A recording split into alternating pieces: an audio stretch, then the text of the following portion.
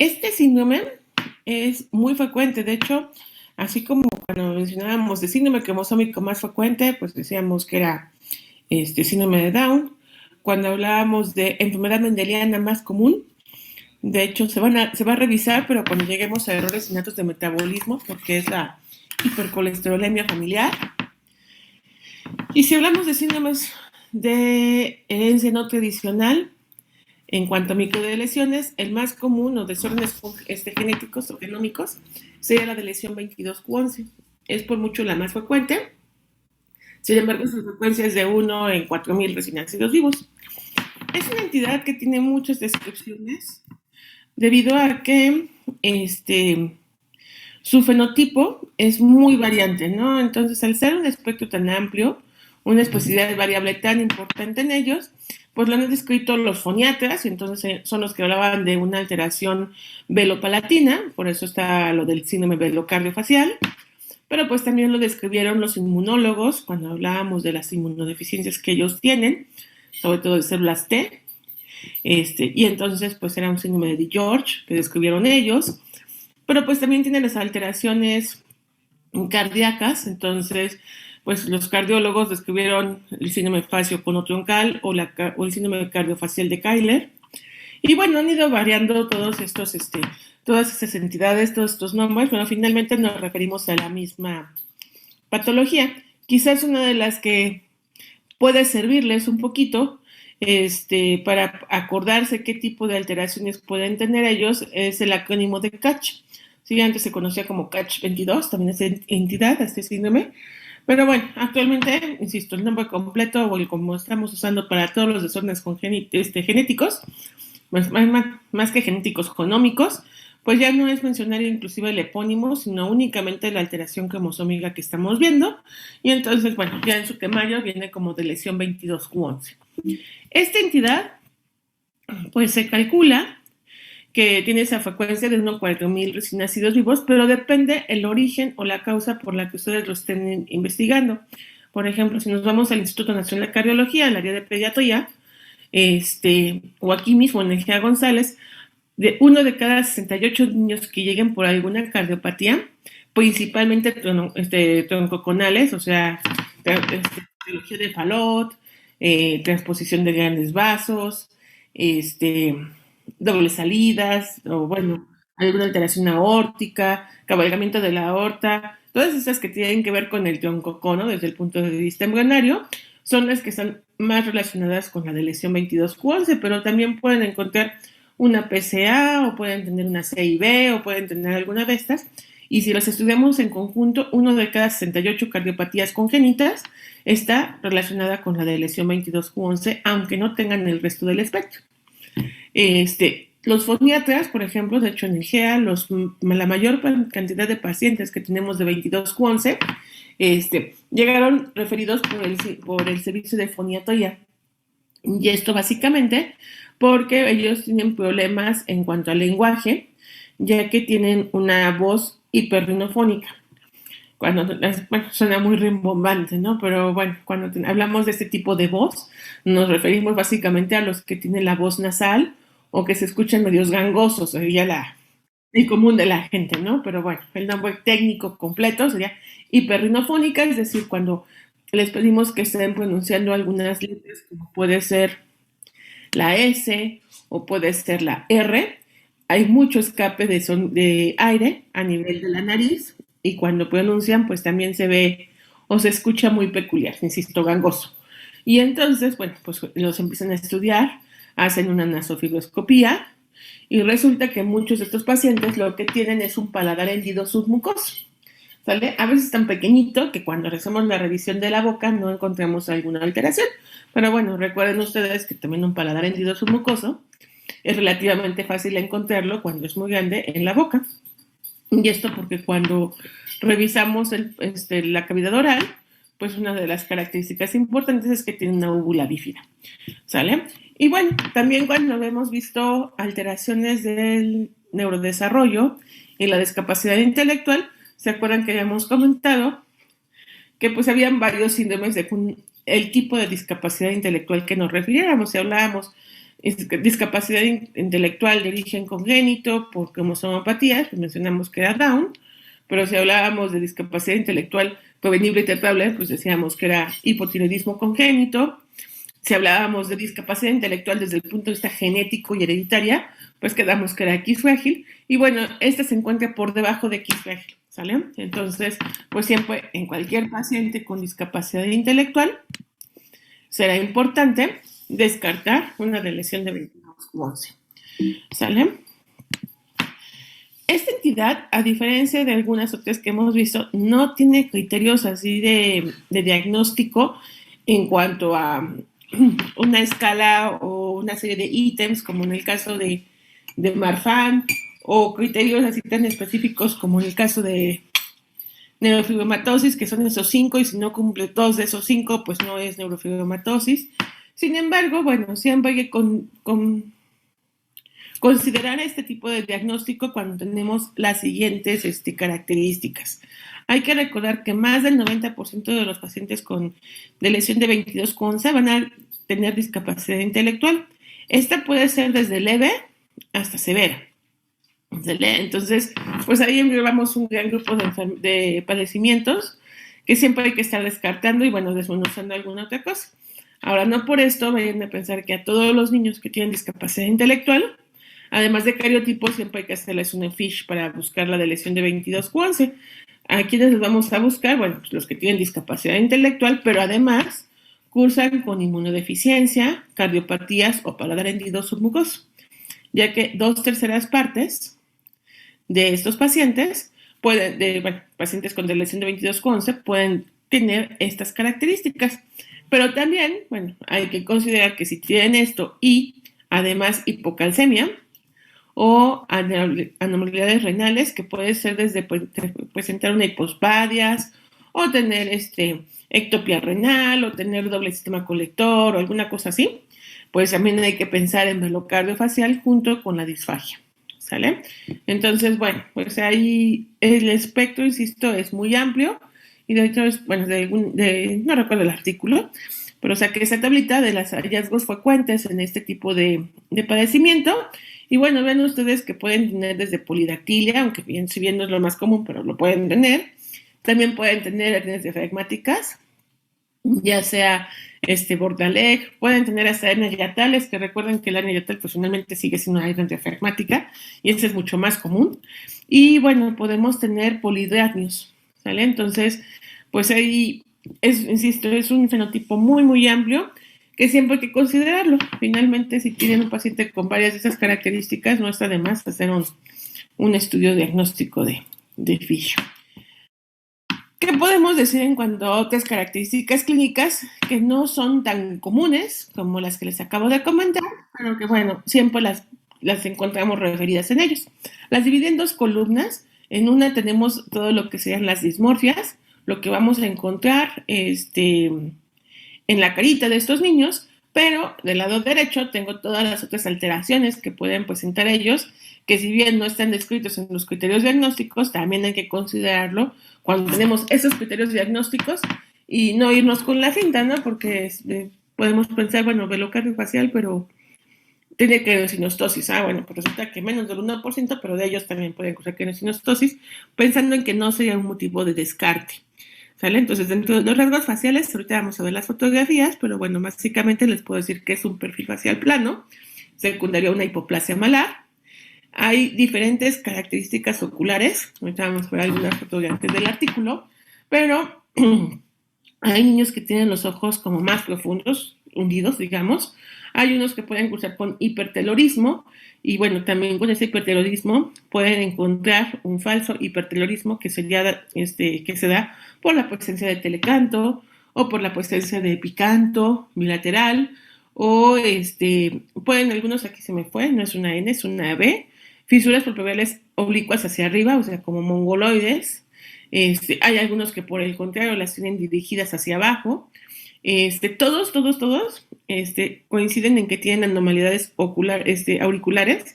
Ahorita voy a enseñar las orejitas. De hecho, pues insisto, muchos síndromes genéticos que hemos visto hasta el momento. De entrada, todos los cromosómicos, mencionamos alteraciones en pabellones auriculares. De las mendelianas, pues sí, como que algo auricular ahorita no lo recuerdo, pero bueno, de las que mencionamos ayer también tenían alteraciones en las orejitas, la mayoría.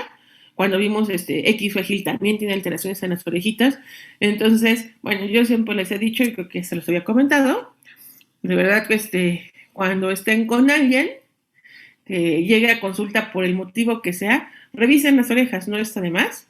Y bueno, siempre que estén displásicas hay que pensar en algo genético. O sea, las orejas de verdad que son muy complejas en su desarrollo y pueden ser marcadores importantes. ¿Qué otra cosa? Bueno, tienen la nariz, la raíz nasal muy prominente, es decir, la tienen elevada, la tienen amplia. La punta de la nariz generalmente cae hacia abajo, por eso la describen como en gota. Pero cuando cae hacia abajo se ve redondita la punta. Una diferencia en otras que se ve más angulada y que la describen como pico del oro. Ejemplos, creo que no los puse aquí en las fotografías, pero bueno, ahorita rápido en la red encontramos algunas. Las alas de la nariz generalmente son hipoplásicas, entonces llama la atención porque es una nariz que empieza ancho, acaba angosta, y las alas de la nariz son hipoplásicas, son pequeñitas, la boca en ellos es pequeño, y algunos de ellos pueden llegar a tener problemas con la función del nervio facial, y entonces sobre todo cuando lloran o gesticulan de manera más exagerada, se observa cierta asimetría facial. Si hablamos de otras alteraciones ya no tan visibles en la exploración, pues pueden cursar con problemas de escoliosis, esto generalmente asociados a hemivértebras, lo cual no es raro porque mencionábamos que muchos de ellos tienen problemas renales, y recuerden que las alteraciones renales generalmente van asociadas a problemas vertebrales. Ahí sí no les puedo decir cuál es la relación. Algunos dicen que es por temporalidad, otros dicen que es por la capa blastodérmica donde se originan. Recuerden que finalmente el sistema esquelético axial y lo que es el riñón son mesodérmicos, entonces puede ser por ahí. Pueden cursar con craniosinostosis, la que quieran, coronal, sagital, o inclusive múltiple. Pueden cursar con anomalías laringeas, y bueno, cursan con algunas enfermedades autoinmunes, como puede ser la trombocitopenia idiopática, o la artritis reumatoide, o la psoriasis, o vitiligo, o hipertiroidismo como enfermedad de Graves, o inclusive tener anemias hemolíticas idiopáticas, y bueno, asociado a los problemas del desarrollo del pabellón auricular, pueden también tener problemas en la audición. Recuerden también que eso tiene que ver con embriología, pues bueno, si tenemos alteraciones en los pabellones auriculares, puede ser que los huesecillos tampoco estén bien desarrollados y bueno, eso nos condicione el problema de audición, o bien que el conducto auditivo externo esté más pequeño y tengamos un problema de audición de tipo conductivo.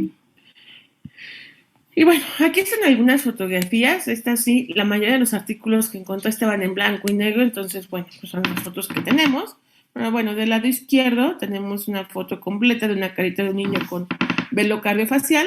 Se fijan, bueno, la fuente es más amplia, como lo sabemos, porque pues tiene un peinado como de honguito, dirían, ¿no? Tiene el fleco más largo, y bueno, esto es para simular un poco el problema de la frente. Las cejas son muy arqueadas y bueno, lo que me refería yo en que la raíz era prominente y amplia, vean cómo se ve más elevado. Eso da la apariencia a los ojitos de que estén más separados, pero esa nariz queda más o menos del mismo tamaño en cuanto a la raíz y la base. Se ve como si fuera un rectángulo, pues en posición vertical. Y la punta de la nariz no está, ¿cómo se llama? Angulada, sino se ve como de bolita o redondito, entonces por eso decimos que la punta está hacia abajo. Quizás en la imagen de en medio, en la parte donde tenemos todas las narices, vean esta que estoy señalando con mi cursor, pues es lo que mencionaba, acá hay como en gota, ¿sale? Algunos le ven como parecida a la gota de agua, igual en la del medio se ve más estrecho arriba y abajo se ve muy, muy redondita. Vemos las alas de la nariz que son pequeñas, están hipoplásicas, y vean, eso genera que las narinas, si ustedes se fijan en todas las narinas de las seis narices que tenemos aquí, todas son muy chiquitas, ¿sale? Llama la atención esta cuestión. El filtrum es muy corto en comparación a otros, sobre todo si hablábamos, por ejemplo, de X frágil, es corto pero está plano. Los labios son delgados y la boca es pequeñita. ¿Por qué digo que la boca es pequeña? Bueno, pues es pequeña porque si se fijan más o menos en la base de la nariz, pues más o menos tienen la misma longitud. Y generalmente cuando vemos nuestra boca, junto con nuestra raíz y la base de nuestra nariz, la boca es un poquito más larga. Aquí casi todas son del mismo tamaño. Los ojos, mencionaba los ojos, en ellos pueden ser distintos. Por ejemplo, estos ojitos del paciente que vienen completos se parecen mucho a los ojos inferiores que tenemos hasta la imagen de la derecha, en donde están ligeramente hundidos, como en el último caso, pero algunos pueden tener epicanto, como en la foto de hasta arriba, donde tenemos dos epicantos. Del lado izquierdo de nuestro paciente está mucho más marcado. Aquí se ve muy bien el pliegue. Y bueno, pueden ser pequeños en algunos casos, como la imagen de hacia abajo, que inclusive las comisuras las tiene dirigidas hacia abajo en la foto de en medio. Y la foto de arriba, donde tenemos el epicanto, perdón, tenemos las comisuras externas hacia arriba. Entonces, bueno, son muy variadas. ¿Y qué otra cosa podemos ver en ellos? Bueno, en la imagen del niño que tenemos del lado izquierdo, las dos orejitas están acopadas, es decir, se ven como si estuvieran paraditas, como de duende, ¿no? Es más, tenemos un expresidente que tenía las orejas iguales y bueno, como era parte era calvo, pues se le notaban todavía mucho más, ¿sale? Pero si nos hablamos de las orejas, por ejemplo, en la imagen del medio, vean cómo todas son unas orejas pequeñas, están hipoplásicas, da la apariencia de que el hélix no se desarrolló bien y que sigue muy, muy plegado, en algunas se ve inclusive angulada, pero el común de todas ellas es que el lóbulo es hipoplásico. Ven el lóbulo de la oreja, en todos ellos es muy pequeñito. Entonces son orejitas que llaman la atención. Ahora, todas estas características, pues como buenas dismorfias y alteraciones menores, pues de las que más nos llamarían la atención serían las orejitas. Todas las demás, pues igual y si ustedes lo ven en la calle, no es un fenotipo tan característico como el que vimos ayer de Williams. Entonces, pues sí hay que estar como muy, muy alertas y sospechar la entidad clínica en ellos, porque si no, pues pueden pasar desapercibidos.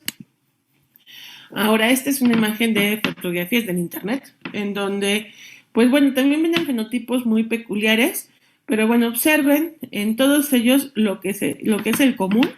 Tiene las orejas alteradas. Se reflejan en las imágenes que están a blanco y negro en la parte superior y la del niño que inclusive tiene la mano, no sé si del observador o de sus papás, junto a la oreja. En todos ellos la oreja se ve displásica. Inclusive con la niña que está hasta abajo, del lado derecho, pues sí tienen unas pestañas muy lindas, pero las orejas tampoco son del todo normales. Ese sería como que el pivote de todos ellos que les sugeriría que lo usaran como parte de un criterio tal vez diagnóstico.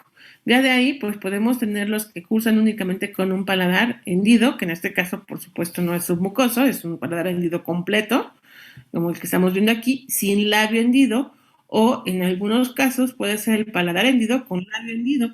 Entonces, pues también hay que sospecharlo en este grupo de padecimientos. ¿Sale? Y bueno, las demás, pues bueno, los dos que están en blanco y negro sí se ven francamente dismórficos, pero si nos vamos a los niños de abajo, pues así como muy dismórficos, pues solamente que estemos sospechando y que tengan algún otro dato como las alteraciones electrolíticas que hayamos dado o la cardiopatía, si no, pues realmente pueden pasar desapercibidos. ¿Sale? ¿Qué sabemos desde el punto de vista genético? Bueno, son de lesiones grandes la mayoría de las alteraciones genéticas que podemos encontrar en ellos. De hecho, la mayoría mide más allá de 3 megabases. Entonces, a algunos de estos niños podemos detectar la lesión de 22q11 por un cariotipo convencional. Sin embargo, bueno, a veces pueden ser más de 3 megabases, pero no necesariamente arriba de 5. Entonces, si tenemos un cariotipo convencional normal y tenemos varias características, pues siempre hay que hacer un estudio diagnóstico con FISH. ¿Sale? Se ha encontrado que solamente el 7% de ellos pueden tener deleciones menores de 1.5 megabases. Y esto es principalmente en una región génica, que bueno, esta imagen está abajo. Tenemos el cromosoma 22, recuerden que el 22 es un cromosoma acrocéntrico, entonces tenemos la parte del centrómero y después en el resto del brazo largo tenemos 6 regiones importantes que bueno, están marcadas con letras y de ahí la que más nos importa porque está muy pegadito al centrómero, la región de la lesión, es la parte de 22q11 que está entre la letra A y la letra B. La mayoría de los que tienen la deleción de 22q11 va de Q11 a Q13, entonces generalmente son las regiones A, B, C y D las que nos podemos que podemos encontrar ausentes, aunque hay variantes mucho más pequeñas que incluyen únicamente la región A y B. Hay varios genes involucrados, de todos ellos el que más nos interesa que se aprendan es TBX1, que tiene que ver con el desarrollo del troncocono y también con derivados de arcos aórticos, ¿sale? Por eso también lo que mencionaba de la carita y mencionaba de las orejas. A este síndrome también le podemos hablar como una alteración de todos los derivados faringios, ¿sale? Recuerden que del 1 y 2 son las regiones auriculares, pero también de las bolsas faringias 3 y 4 viene el timo, viene la paratiroides, viene la tiroides, y bueno, finalmente son las que tienen que involucrarse en el desarrollo de estas estructuras y por eso las alteraciones que vamos a ver en ellos. Y dentro de los arcos faringios, pues recuerden que también están los arcos aórticos y finalmente viene el troncocono. Entonces, son las regiones que hay que recordar. Y bueno, aquí el gen más importante sería TBX1, que es el que está dirigido a la sonda de Fish. ¿Qué podemos decir también de estas lesiones? La mayoría son de lesiones de novo, 93%. Sin embargo, queda un 7% que puede ser por rearreglos cromosómicos, porque es una región que tiene altas secuencias repetidas y es una región susceptible a rearreglos. Entonces, a todos los niños que tienen una lesión de 2211 confirmada, hay que hacerle estudio genético a sus padres. Por eso insisto, cualquier alteración estructural que ustedes encuentren a nivel de cariotipo, hay que hacerle estudios a los papás. Aquí lo más frecuente es que encontremos que los papás son sanos, pero nos queda un 7% restante, que no es nada despreciable, que pueden tener una alteración estructural ahí que haga que tengan mayor riesgo a volver a presentar un hijo con este problema, entonces hay que reportarlo. Y todavía, por si fuera poco, lo que nos complica un poco el diagnóstico es que en esta entidad clínica sí se ha reportado mosaico somático y germinal. Entonces, ni todos los pacientes que tienen de lesión de 22q11 lo van a heredar. Entonces, no se vale que les diga que el 50% puede tener alteraciones en su descendencia, como lo mencionamos en Williams, pero tampoco se vale que a un paciente cuyos papás son sanos les diga que esto fue algo de nuevo y no va a haber riesgo de recurrencia. Entonces tenemos que hacer más estudios moleculares o cuando menos hacer el estudio de cariotipo en diferentes tejidos para descartar la presencia de estos.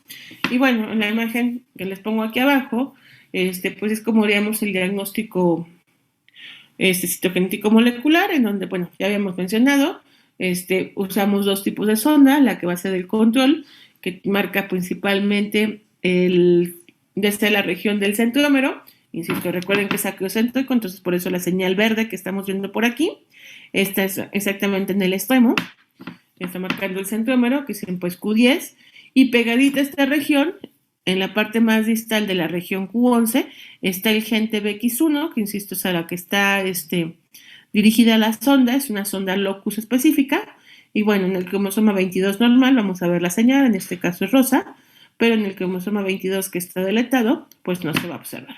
Y con eso podemos establecer el diagnóstico, ¿vale? Eso era lo único que se me olvidó, no sé, se me olvidó pegar las fotografías y las diapositivas en esta presentación, pero sería lo único que hacemos con estos pacientes. ¿Qué otra cosa hacemos? Bueno, pues el tratamiento pues, va a ser sintomático, entonces si tenemos cardiopatía, pues generalmente son severas, entonces requieren tratamiento quirúrgico, va a ser por el servicio de cardiopediatría. Si tenemos los problemas de paladar hendido, pues generalmente también se van a corregir quirúrgicamente y ahí entra el servicio en este caso, de cirugía plástica. Y bueno, nosotros damos el seguimiento junto con psiquiatría para la discapacidad intelectual. Algo importante en ellos es que son personas que tienen mayor riesgo de brotes psicóticos y también de trastornos como esquizofrenia.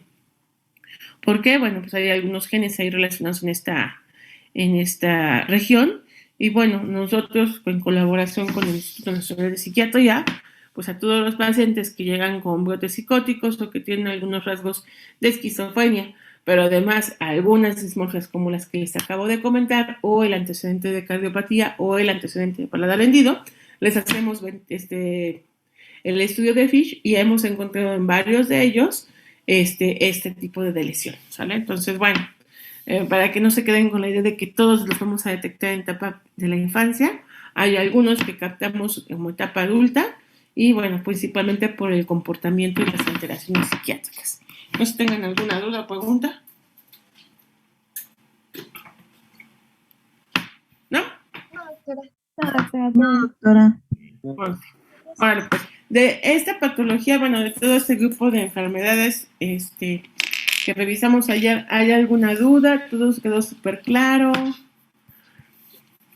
Digo, es que estos en general, pues hay que sospecharlos, realmente no tenemos criterios tan marcados como en el grupo anterior de patologías, entonces, pues bueno, es únicamente de sospecharlos y cuando tenemos el abordaje de cualquier niño que llegue con dismorfias, pues considerar que puede ser cualquiera de estas, ¿no? Entonces, pues siempre hay que estar alertas, ¿ok? Y bueno, si no tienen dudas o comentarios, pues vamos con el siguiente patrón de herencia, que bueno, es la que más frecuentemente vamos a ver en la consulta de genética. De hecho, aquí en el GEA, gracias a Dios, no me mandan todas las enfermedades multifactoriales porque no me daría abasto, porque eso implicaría que tendría que ver a los asmáticos, a los hipertensos, a los diabéticos, a los, pues a todas las enfermedades que finalmente tienen cierto complejo genético, además del ambiente. Entonces, gracias a Dios no me los mandan a todos, sí me mandan a algunos, pero bueno, no son los que también tienen ciertas características peculiares dentro de la familia. Y bueno, esta es la herencia multifactorial. Como bueno patrón de herencia, pues tenemos que definir qué es la herencia multifactorial y diríamos que la herencia multifactorial la van a encontrar en sus libros con este nombre o como herencia compleja.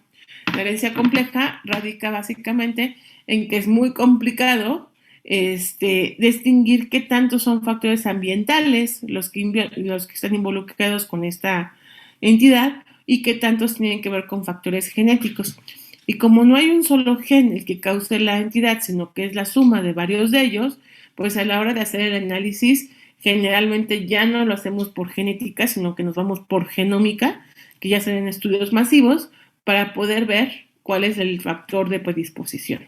¿Sale? Entonces, bueno, la herencia multifactorial es aquella que resulta de la suma de factores genéticos y de factores ambientales. Y bueno, en sus libros viene como este término, ¿no? Herencia resultante de la compleja interacción entre múltiples genes y los factores ambientales. En algunos libros todavía la pueden encontrar como herencia poligénica. Este término ya casi no lo ocupamos porque cuando hablamos de poligénica, pues sí nos referimos a muchos genes, pero dejamos de lado el ambiente, que es muy importante en la aparición de esta entidad.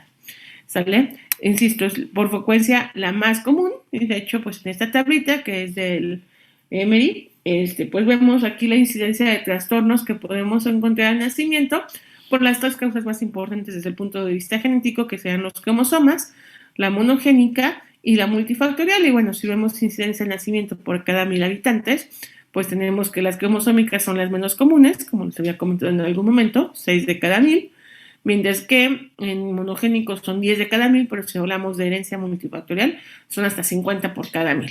Y si hablamos de prevalencia de enfermedades a los 25 años, pues ven cómo se sigue manteniendo en 50. En 50 individuos a los 25 años ya van a tener alguna entidad multifactorial, mientras que los demás, pues igual y por misma selección natural, si vemos o recordamos las cromosomopatías que revisamos, pues vemos que muchas de ellas no tienen esta sobrevida. A los 25 años de todas las que vimos, pues tal vez nada más Turner, Klinefelter y Down, pero pues las otras dos, trisomía 3 y 18, pues ya no los vamos a encontrar. Y si hablamos en la prevalencia en la población en general, pues bueno, 600 personas de cada 1000 van a tener alguna alteridad de herencia multifactorial. Entonces, esto por mucho es la más frecuente que vamos a encontrar. Ahora, dentro de la herencia multifactorial no solamente tenemos enfermedades, sino también tenemos diferentes fenotipos, ¿sale? Entonces, estos fenotipos los podemos dividir en dos grupos, los cualitativos y los cuantitativos. Y bueno, de cualitativos tendremos básicamente características clínicas o enfermedades, las cuales están presentes o ausentes, y con eso pues podemos medirlos como esta parte de la herencia. Pero si hablamos de rasgos que se pueden cuantificar, pues tenemos que prácticamente todos los parámetros bioquímicos y fisiológicos que cursamos que tenemos nosotros, pueden tener este patrón de herencia. Entonces, si hablamos de los niveles o las cifras de TA, pues vamos a ver que tienen un patrón multifactorial y que sí, si en la familia tenemos a presentar cifras de tensión arterial dentro de rangos normales, pero hacia la baja, generalmente es una familia que va a tener esa tendencia. Tenemos familias que tienen niveles de glicemia que tienen hacia la hipotensión, a la hipoglicemia o inclusive hacia los límites superiores, pero todos normales, también pueden ser rasgos multifactoriales. Por eso cuando hablamos de estas entidades siempre mandamos un rasgo, o para un rango, ¿no? Entonces decimos de tal a tal va a ser la parte normal. Y esto aplica también para el peso, para la talla, por eso la talla la percentilamos, el peso la percentilamos, porque bueno, vamos a ver que si hay cierto componente hereditario que compartimos con nuestra familia, pero además una parte ambiental. Ahora, cuando vamos a hablar del análisis genético de estas enfermedades, pues es bastante complejo, porque pues tenemos que diferenciarlo entre realmente una herencia multifactorial o un fenómeno de agregación familiar. ¿Cuál sería la diferencia entre una y otra? Bueno, hablamos de que una entidad o una característica clínica tiene agregación familiar cuando la presencia del rasgo o de lo que estamos estudiando es más común en este grupo de personas que por el azar, es decir, que sea común en la población. Por ejemplo, si hablamos de una población, digamos, en un pueblito pequeñito, una población tal vez endogámica, en donde si encontramos a la familia Sánchez, todos cursan con pues, cifras de tensión arterial altas. Y el resto de la población, ahí en el pueblo, no me olvides, pongan ustedes, todos manejan un tipo de presión arterial. Entonces quiere decir que la presión arterial con cifras con tendencia a ser altas son más comunes en las familias Sánchez que en el resto del pueblito. Entonces decimos que este rasgo tiene agregación familiar en esa población. Sin embargo, cuando vamos a estudios ya mucho más grandes para ver factores de riesgo, no me voy a ir a estudiarlo solamente al pueblo de No Me Olvides, tengo que ir a buscarlo en otras regiones, ¿sale? Y aquí lo complicado para decir qué tanto es familiar y qué tanto es hereditario es que, bueno, hay genes que nos van a predisponer a este grupo de alteraciones, pero también recuerden que a veces estos genes nos van a compartir o van a involucrarse en nuestra actitud. Por ejemplo, los mexicanos somos muy dados a compartir todo alrededor de la mesa. Entonces, si estamos contentos, nos reunimos para comer. Si estamos tristes, pues nos reunimos para olvidar. Y si estamos festejando, pues nos reunimos para beber. Y el chiste es que, bueno, finalmente el mexicano es muy alegre y entonces una actitud con frecuente de nosotros tiene que ver con ese comportamiento. ¿Qué tanto puede ser genético o no? No lo sé, pero parece algo más cultural. Estos mismos comportamientos culturales nos pueden predisponer a algunas enfermedades. Otras puede ser el estatus socioeconómico, otro puede ser nuestra dieta. Recuerden que, bueno, finalmente, si a nosotras nos enseñó a cocinar, pues generalmente cocinamos como nos enseñó nuestra mamá, que finalmente cocina como le enseñó la abuela, y así vamos de generación en generación. Entonces, si es una familia que siempre está el salero en la mesa, pues eso ya no es tanto genético, sino es algo más ambiental y más familiar, ¿sale? Entonces, a veces el poder decir si estas exposiciones son coincidencia o solamente es parte de la cultura, o qué tanto es genético, pues es más complicado y por eso necesitamos pues ciertos mapeos de predisposición genética. Cuando hablamos también del análisis de estas entidades, pues siempre tenemos que mencionar si son concordantes o discordantes, recordando que concordancia pues sería la presencia de individuos que están emparentados y que todos padecen la misma enfermedad. Entonces vuelvo a la misma. Si tengo a la familia Sánchez y todos tienen hipertensión, pues todos van a ser concordantes para la hipertensión. Sin embargo, si dentro de la familia Sánchez tengo a 2 o más individuos que no tienen esta enfermedad, pues decimos que en este caso son discordantes ellos dentro de su familia para esta característica, ¿sale? Y entonces pues podemos definir discordancia como los que están relacionados pero que no presentan la enfermedad, o que está un individuo no enfermo y que además no ha experimentado los demás factores ambientales. Ejemplo, pues bueno, esta familia Sánchez vive en ese pueblo de No Me Olvides y es un pueblo de migrantes, entonces pues resulta que aunque haya 4 hijos Sánchez, pero están viviendo en otro lado, pues bueno, puede ser que no estén experimentando los mismos factores ambientales que ellos en ese pueblito, y eso puede ser que estén sanos, bueno, puede predisponer a que estén sanos, y bueno, no sé tanto por la parte genética, sino simplemente por la parte ambiental. O al revés, que es lo que nos está pasando a muchos hispanos, sobre todo los que son migrantes y que se encuentran en toda la franja dentro de Estados Unidos, por ejemplo, pues California, o bueno, Chicago, o algunas regiones donde es muy frecuente encontrar mexicanos migrantes, pues a veces algunos de ellos tienen enfermedades que son frecuentes en nuestra población, pero con mayor severidad en estos casos, y bueno, eso hace que tengan el desarrollo o la aparición de algunas características mucho más temprano que nosotros, y eso le pueden poner a la comida, o le pueden poner a la cultura, o qué sé yo, ¿no? Y un ejemplo clásico son los indios Pima, ¿vale? Ellos, bueno, están en la franja, pero resulta que si están del lado de Estados Unidos, con mayor frecuencia presentan intolerancia a carbohidratos e inclusive diabetes que los indios Pima que están de este lado. Entonces, bueno, pues en ciertos rasgos que pueden estar involucrados tanto con el ambiente como con la genética. Para poder definir este tipo de agregación familiar, qué tanto es ambiental, qué tanto es genético, pues siempre sacamos un riesgo relativo y bueno, ese riesgo relativo lo vamos a medir básicamente con la prevalencia de la enfermedad en los familiares, insisto, en la familia Sánchez por usar este ejemplo, y lo vamos a dividir entre la prevalencia de la enfermedad dentro de la población en general. Si encontramos que el riesgo es mayor a 1, pues decimos que pues, lo más seguro es que sí sea una entidad que tiene cierta prevalencia en este grupo de personas y no tanto en la población en general. Ahora, para estudiar este grupo de enfermedades usamos varias técnicas. La más frecuente sería el estudio de casos y controles. Y bueno, generalmente lo que hacemos ahí es ver si encontramos alguna característica que vamos a estudiar con mayor frecuencia en un grupo de familias. Y y vemos qué tan frecuente es a la hipertensión o la diabetes, qué tan frecuente es en ese grupo de familias. Si es muy frecuente, pues bueno, podemos decir que tal vez haya agregación, pero lo tengo que comparar con mis controles. Y generalmente, ¿quiénes son los controles?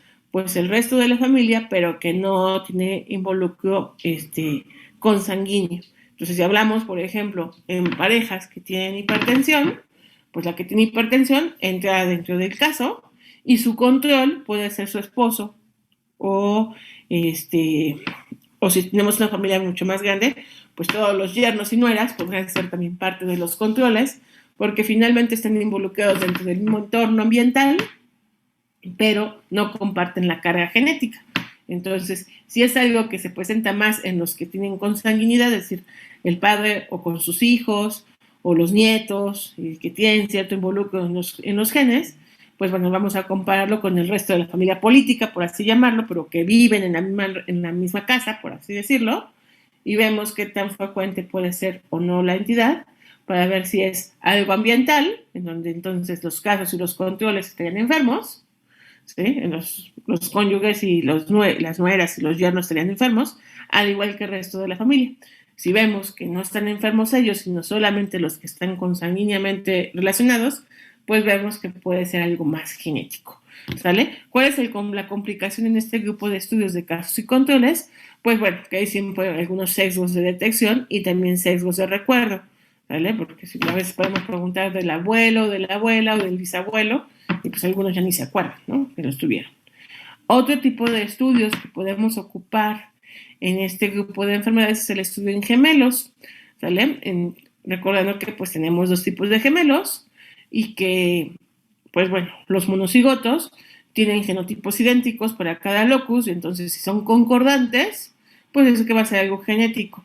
Si hay una concordancia menor al 100%, quiere decir que hay una carga ambiental y no todos los factores que involucran en la aparición de esa característica van a ser de tipo genético. Y lo podemos comparar con los gemelos disigotos, recordando que ellos nada más comparten la mitad de la información y que, bueno, si son concordantes, más concordantes los monocigotos que los disigotos, vuelve a ser más importante la carga genética. Si vemos que son igual de concordantes los monocigotos y los dicigotos, pues podemos decir que es algo más ambiental. Y bueno, no recuerdo el nombre del autor, pero había un autor, me parece que era inglés, y otro grupo también importante que eran alemanes, en donde decían que la mejor que podíamos hacer los papás que tenían gemelos, bueno, en mi caso me incluyo en grupo de papás, pero no de gemelos, ¿sabes? Pero bueno, todos los que tienen gemelos, lo que deben hacer es básicamente donar a sus hijos a la ciencia, porque bueno, así podríamos hacer más grupos de estudio en cuanto a ese grupo de enfermedades, y es lo que hacemos básicamente, y los van a encontrar sobre todo en revistas de publicación de padecimientos psiquiátricos, en los que tienen que ver con trastornos de alimentación, en lo que tienen que ver con alcoholismo y otros tipos de farmacodependencia, es gemelos que son criados por separado, en donde, por ejemplo, tenemos familias en donde papá o mamá tienen esquizofrenia, son papás de gemelos, y un gemelo lo dejan con ellos viviendo en ese ambiente, y otro gemelo lo dan en adopción.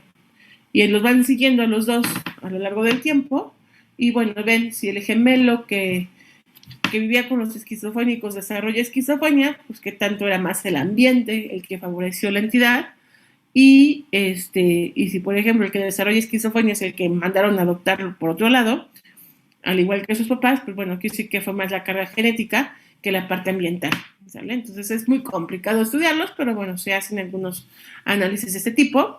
Y bueno, pues ahí entra también la parte ética, la parte legal, de que tan conveniente es dejar a un niño en el desarrollo de ese tipo de padecimientos en un ambiente que quizás no sea el ideal. Y bueno, la otra cosa es que son estudios muy caros, porque son estudios de cortes que hay que estar siguiendo durante varios años para poder tener un resultado. Entonces, bueno, son complicados. ¿Sale? Y bueno, una vez que tenemos estos análisis, estas características, pues el genetista es el que se va a encargar de determinar si es algo más genético que ambiental, y si es genético, qué genes son los que contribuyen en la aparición de esta característica, para identificarlos y ver qué tan importante o qué tipo de alelos son los responsables de esta entidad. ¿Sale? Para hacer esto, pues vamos a echar mano de varias características, pero entre ellos lo que vamos a hacer es la distribución normal, aquellas características que ustedes vieron en salud pública, ¿sale? Mediante la campana de Gauss, vamos a sacar medias, vamos a sacar varianzas, y bueno, hay que recordar que pues solamente un rasgo normal pues va a ser el que va a tener la mayoría de la gente que se va a encontrar dentro de la media, y dos desviaciones estándar. Y solamente los que se encuentran por arriba de esas dos desviaciones estándar, que van a representar lo que son nuestras colas, los extremos, el 2.5 de cada lado, para decir que el 5% de esa población va a estar fuera de ese rango normal, ¿no? Entonces aquí está nuestra curva normal, que ustedes ya la conocen muy bien por salud pública. Entonces, insisto, por esa característica siempre vamos a tener nuestra media, y dentro de nuestra media pues vamos a tener dos desviaciones estándar para los extremos, y solamente los que queden por abajo de esas dos desviaciones estándar son los que van a estar anormales. En este caso, esta tabla que sacamos del Thomson, lo que está midiendo es la estatura, y entonces, bueno, pues va a haber personas que van a medir en promedio 67, 68 pulgadas de estatura, dependiendo de la diferente edad. Bueno, en este caso son varones, y aquí están hablando de los miles que analizaron, y bueno, vemos que la mayoría tiene esta estatura en la media, y bueno, vemos que solamente menos del 2.5 va a estar por abajo de 62, 61 pulgadas, y el resto va a estar por arriba de 73, 74 pulgadas, y son los que estarían anormales, digamos, para la estatura, que fue la característica que ellos estudiaron, ¿sale? Y entonces aquí tenemos a los altos, aquí tenemos a los bajos, y aquí tenemos a los más bajos patológicos, y aquí tenemos a los más altos patológicos, ¿no? Entonces, si hablamos, por ejemplo, de enfermedades las que hemos visto, pues puede ser que aquí estén los acondroplásticos y de este lado estén los que tienen fenotipo marfanoide, ¿sale? Y entonces así nos basamos en esta curva normal. También nos basamos en la correlación y en la regresión de la media. Entonces agarramos, en este caso, es el peso, la talla también de los niños y de los papás, de los individuos que estamos estudiando en esta población, y bueno, también vamos a tener esto más con pulgadas, y bueno, entre más cercanos estén a la línea, pues quiere decir que tenemos una correlación más positiva, y tiene que ver más con carga genética que con la parte ambiental. Entonces, por ejemplo, aquí este individuo que está por acá, hasta en el extremo, seguramente no tiene una correlación adecuada con el resto de su familia y alguna otra alteración patológica debe tener. ¿Sale? Y bueno, todo esto nos sirve para sacar un índice que es la heredabilidad. Esta sí es importante que la conozcan, que bueno, cuando describimos lo que es heredabilidad, hablamos como una fracción de la variancia fenotípica total de un rasgo cognitivo de causa genética. Si lo quiero explicar en otras palabras, diríamos que es el porcentaje de factores genéticos que presentan o que están involucrados en el desarrollo de la enfermedad.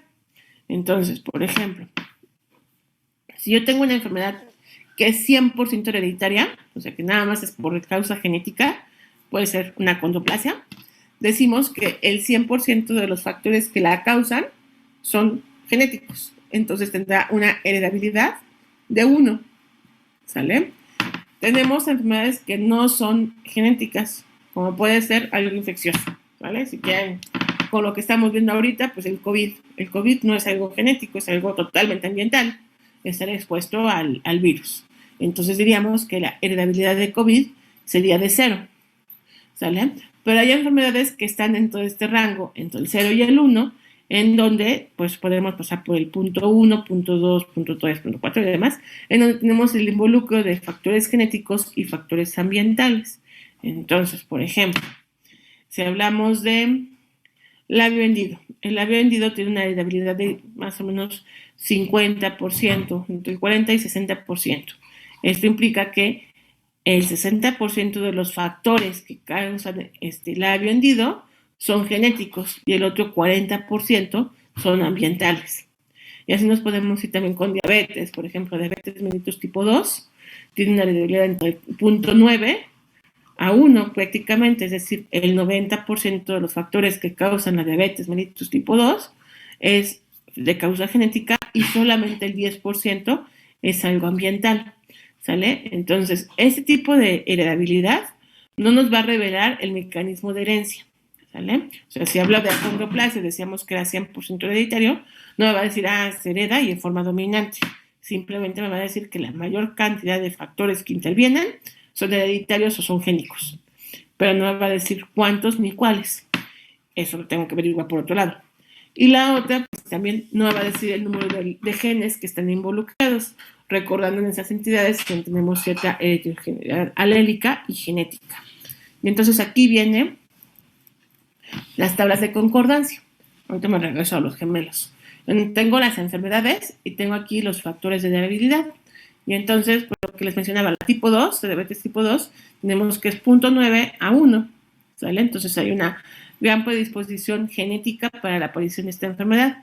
Si hablamos de la tipo 1, que bueno, siempre llama la atención porque en teoría es la autoinmune, y bueno, para las enfermedades autoinmunes sí hay cierta predisposición familiar, pero resulta que la heredabilidad en ellos no es tan importante, tiene una heredabilidad de 0.6 a 0.8, lo cual involucra o significa que entre el 60 y 80% de los factores que causan la diabetes tipo 1 son genéticos y el otro 40 o a 20% es ambiental. Y así tenemos para algunas otras, esclerosis múltiple, por ejemplo, tiene una heredabilidad del 50%, es decir, 50% es ambiental y 50% es genético. Si hablamos de, ¿qué les gusta? Defectos de tubo neural, una espina bífida, decimos que su heredabilidad es de 0.78, es decir, 78% de los factores que la causan son genéticos y el 22% restante es ambiental.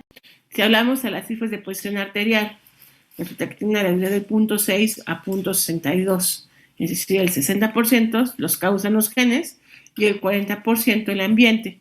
¿Para qué podría servirnos esto? Pues básicamente nos puede servir pues para involucrar o desarrollar algunas políticas de salud pública para prevenir algunas enfermedades. Entonces, por ejemplo, vamos a la diabetes. Para lo que es diabetes, pues han implementado la estrategia de actívate, de 5 al día, de mídete la cintura, la cadera, y demás. Quita el salero, vamos a hacer más actividades de 5 verduras, consumirlas al día y demás. Pues bueno, van a tener cierto impacto. Sin embargo,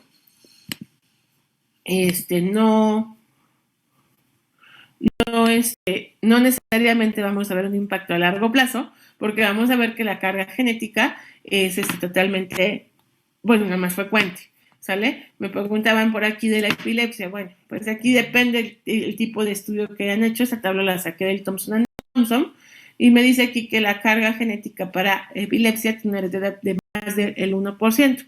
Esto no sería factible porque si son 100 factores los que causan la enfermedad, pues no puedo tener 101 que la causen, solamente 100% está relacionado con genes. Entonces podemos ver aquí que la epilepsia pues es una entidad clínica que tiene mayor predisposición genética.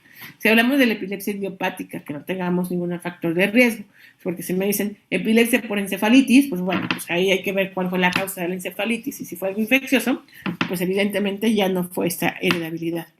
Esta heredabilidad la vamos a comparar generalmente entre gemelos monocigotos y los dicigotos para ver qué tanto es tan importante esta carga genética. Entonces, por ejemplo, si hablamos de concordancia, para la diabetes mellitus tipo 1, si hablamos entre gemelos monocigotos, pues vemos que son concordantes entre 35 al 50%, mientras que la concordancia de diabetes mellitus tipo 2 en los dicigotos es de 0.5 a 0.10.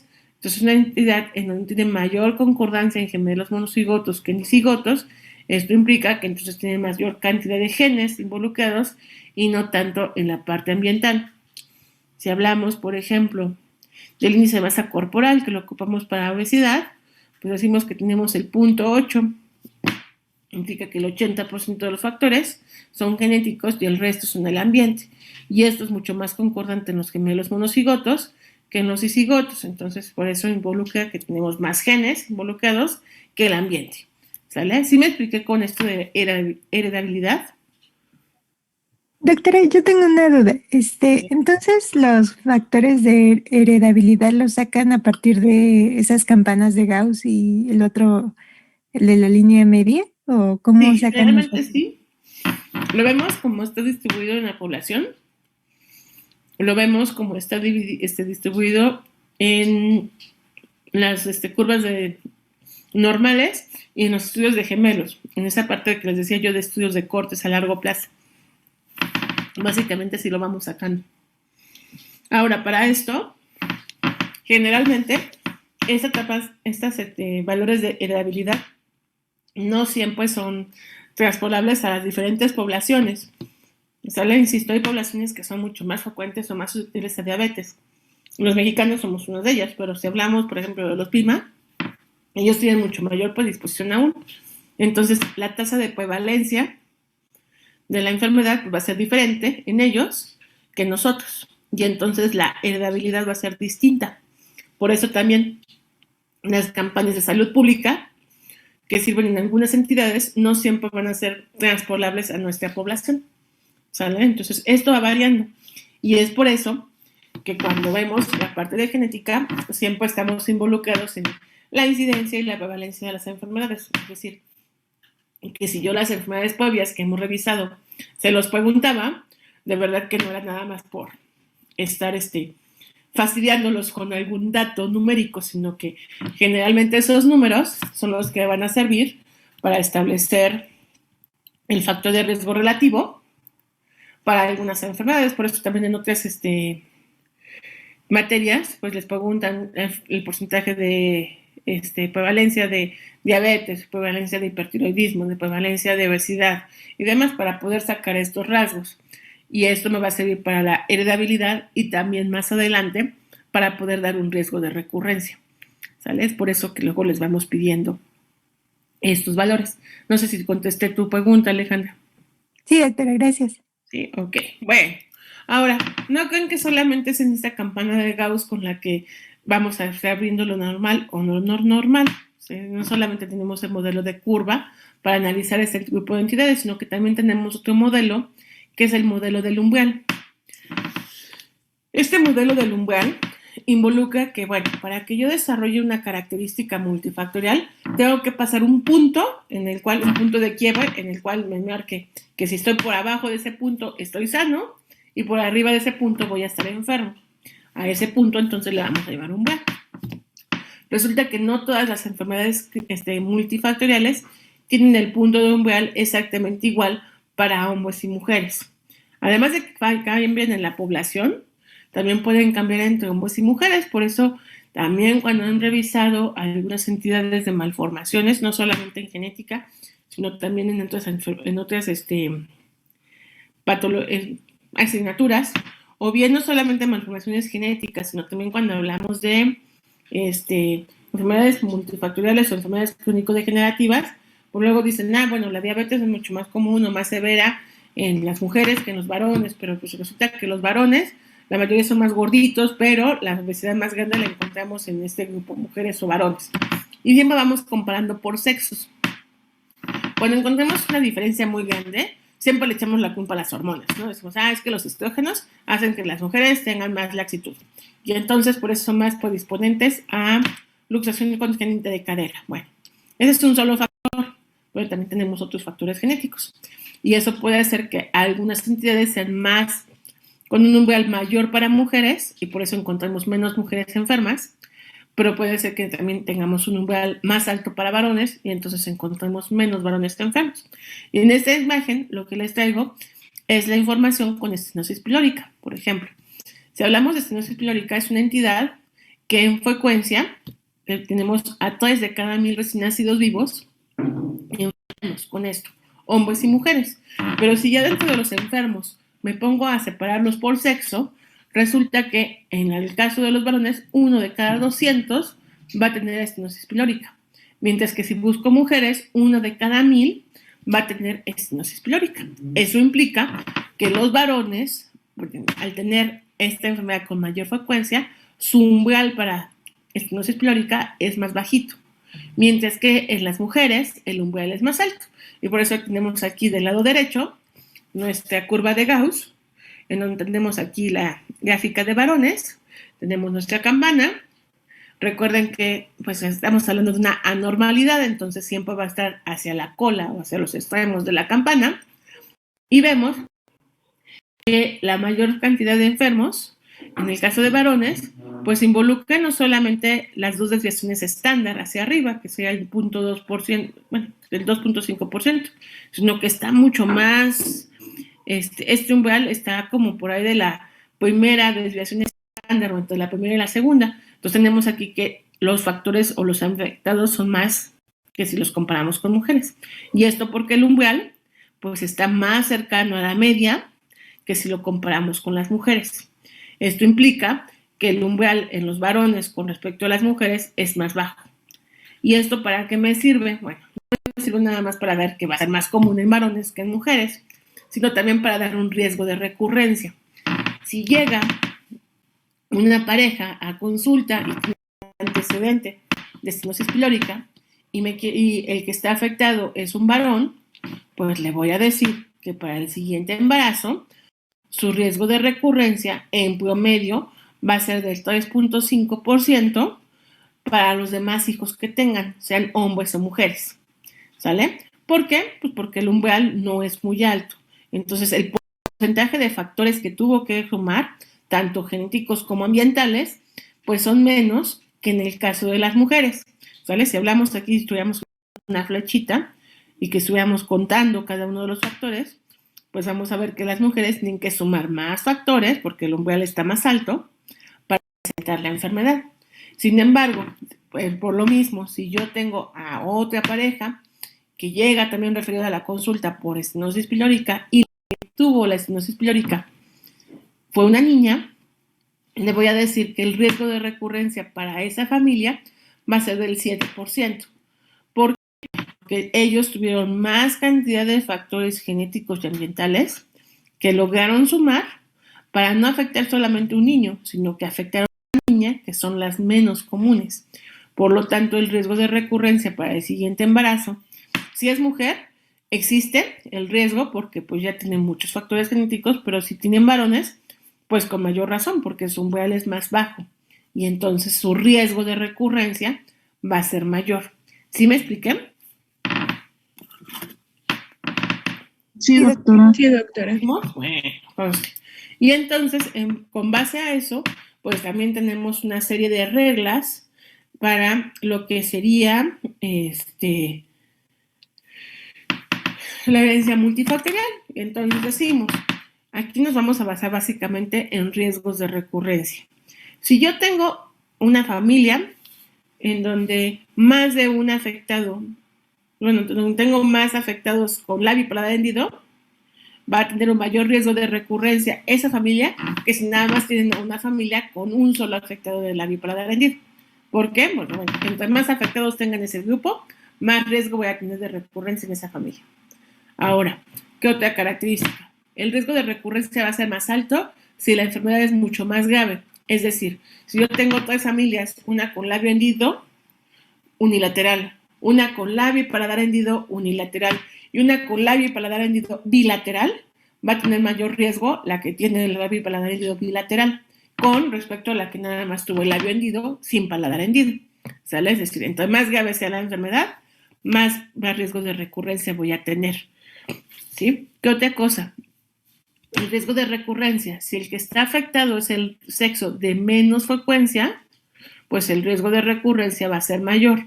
¿Por qué? Por el mismo umbral. Entonces, lo que veamos en la gráfica anterior, va a ser más grave tener a una niña con estenosis pilórica y su riesgo de recurrencia en ese grupo de familia va a ser mayor que si tengo un varón con estenosis pilórica. ¿Sale? Y eso aplica también para el labio hendido. Va a ser mayor el riesgo para un niño, bueno, perdón, para una familia con una niña con labio hendido que para un niño con labio hendido. ¿Por qué? Pues porque el labio hendido es más común en varones. Pero al revés, si yo quiero ver, no sé, displasia congénita de cadera, el riesgo de recurrencia en una familia con un varón con una displasia congénita de cadera va a ser mayor que si es una niña. ¿Sale? ¿Qué otra cosa? Bueno, el riesgo de recurrencia va a disminuir de acuerdo al grado de parentesco. Por eso cuando sacamos esos porcentajes de parentesco entre el papá, el hijo, la abuela, los nietos, los tíos segundos, bueno, no va a ser el mismo riesgo para una hermana cuyos hermanos tuvieron labio y paladar hendido que el riesgo que va a tener la prima para el labio y paladar hendido. ¿Sale? Cuando los afectados fueron sus primos. ¿Por qué? Pues porque la cantidad de genes que comparten pues va a ser menor. Entonces el riesgo de recurrencia va a ser menor para esa prima, pero va a ser menos riesgo para la prima segunda que para la prima hermana. ¿Por qué? Pues porque el grado de parentesco está más alejado. Y bueno, ese porcentaje del 5%, 2%, 7% que voy dando, de verdad que no es así como que ese día me levanté y estaba enojada y a todos les doy un riesgo del 50%. Yo hoy día digo, hoy va a ser un buen día y a todos les doy el 1%. O sea, no va por ahí, sino que tengo que sacar la prevalencia y esa prevalencia, sacar el riesgo de la familia, sacando la raíz cuadrada de la frecuencia de esta enfermedad. Entonces, insisto, es ahí donde involucra la importancia de conocer qué tan común es ese padecimiento en la población. ¿Sale? Por ejemplo, si hablamos de defectos de tubo neural, en nuestra población es mucho más común, pero si me voy, no sé, a Reino Unido y estoy hablando exclusivamente de Escocia, pues ahí su prevalencia va a ser diferente y quizás el riesgo de recurrencia sea mayor allá que acá, si tenemos a alguien afectado. ¿Por qué? Simplemente porque si allá está un poco frecuente, que si tenemos un factor, una familia afectada, pues va a tener más carga genética que los de aquí, que es casi como que lo común, ¿sale? Entonces también por eso a veces comparamos con otras poblaciones.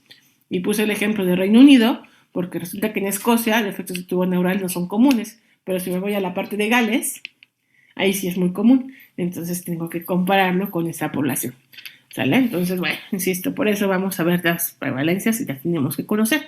¿Dudas o preguntas con esta parte de generalidades? ¿Seguros que no? No, doctora. No, doctora. Ya los dormí.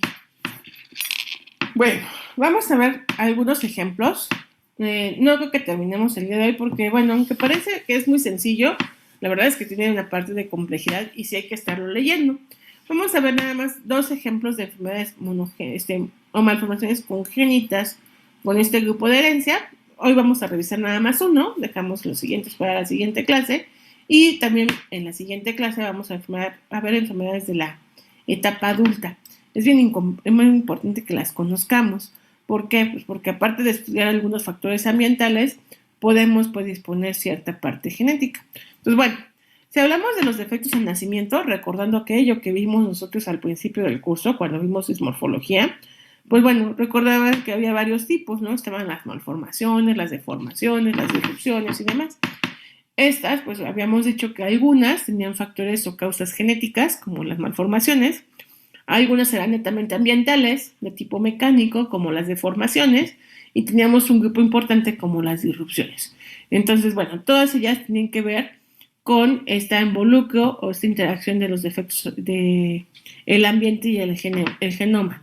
Entonces, bueno, pues hay que ver si esto es por una lesión, y entonces sería totalmente ambiental y el riesgo de recurrencia sería disminuido, o si es más genético y entonces el riesgo de recurrencia es mayor, o si fue algo totalmente ambiental pero disruptivo, como unos teratógenos, o de plano no sabemos a qué se debieron. Si se acuerdan también de esas tablas que mencionábamos al principio del curso, pues la mayoría, el 60% de nuestra patología genética, cae en este rubro de causas desconocidas.